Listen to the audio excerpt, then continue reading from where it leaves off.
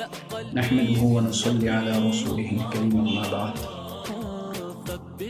السلام عليكم ورحمة الله وبركاته আপনারা যারা যেখান থেকে দেখছেন আমার লাইভটি সকলে শেয়ার করবেন যাতে সকলে দেখতে পায়। আজকে লাইলাতুল কদর মহিমান্বিত রাত, বরকতময় রাত, যে রাতে আল্লাহ তাআলা কোরআন নাযিল করেছেন।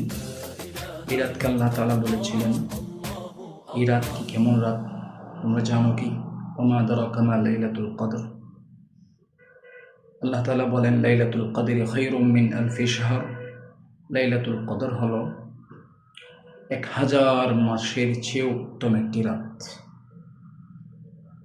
যদি এই রাতে কেউ এই রাতে অর্থাৎ শবে কদরের রাতে যদি কেউ ইবাদত করে, তাহলে 1000 মাস ইবাদত করলে যেই সওয়াব, আল্লাহ তাআলা এর চেয়েও 1000 গুণ সওয়াব বৃদ্ধি করে দেবেন।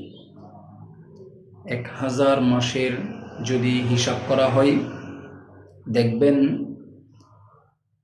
প্রায় 82-83 বছরের সমান হবে।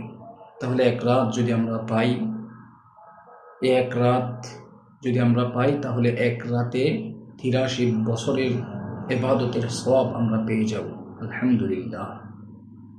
তাই আজকের রাত্রে আমরা শবে কদরের রাত, যেহেতু আমরা জাগ্রত থেকে আল্লাহর ইবাদত করব, আল্লাহকে সন্তুষ্ট অর্জনের লক্ষ্যে রাত জাগ্রত থাকব।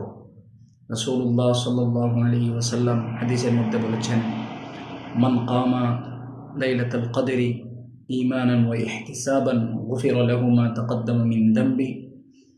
যে ব্যক্তি ঈমানের সহিত, ইয়াকিনের সহিত শবে কদরের রাতে জাগ্রত থেকে ইবাদত করে, আল্লাহ পাক রব্বুল আলামিন তার অতীতের সকল গুনাহ আল্লাহ তাআলা ক্ষমা করে দেবেন। সুবহানাল্লাহ। এখানে কামা বলতে বুঝাই জাগ্রত থাকা, কামা বলতে বুঝাই দাঁড়িয়ে নামাজ পড়া।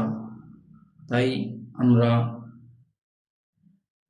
এই রাতটি জাগ্রত থেকে ইবাদতের মধ্যে কাটানোর চেষ্টা করব ইনশাআল্লাহ।